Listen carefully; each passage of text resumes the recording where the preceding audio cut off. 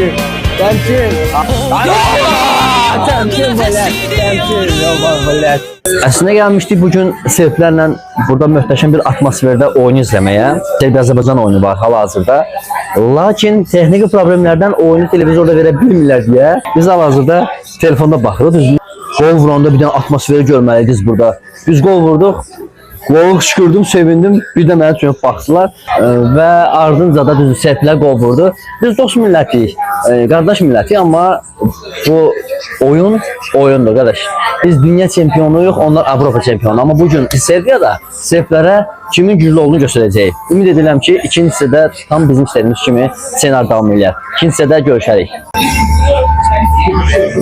Yəni, bildiyiniz hakim qərəzli var hal-hazırda.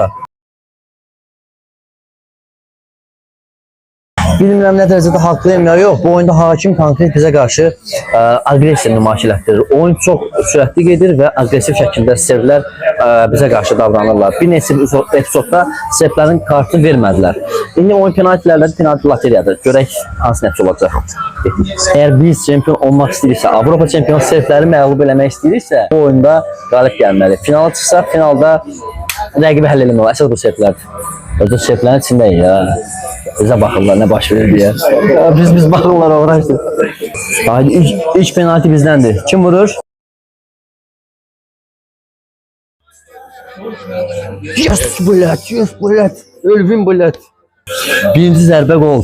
Elvin qol vurdu. Gözünü Serblərin zərbəsini. Hal-hazırda yan tərəfdə telefonda Serblər oyuna baxır. Aynen bizdə geridədir. Brati, gəl birlikdə baxaq. Hal-hazırda Serblərlə baxırıq, sırışma olacaq. Haydi. 3 şefdə aralarında qalmışım. Temkin Bülent, temkin. Yaman Bülent. 2-1 Serbləri sıxırıq, vurmamalıdır. Bunların üz cizgilərini göstərəcəm mən sizə. Serblər bu ikinci zərbəni. Haydi Narko. No. Vəli Qafarov! Vəli Qafarov! Vəli Qafarov! Bunu vursaq uduruq. Bunu vursaq bitir. Last strike, Bratil, last strike.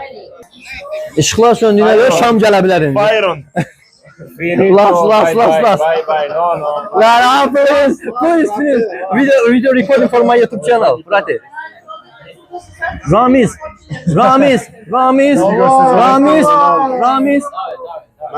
Haydi. Brate. Video recording my YouTube channel. Gel. Peki. Dünya çempionları, Avropa çempionları məğlub elədi. Budur. Azərbaycan budur.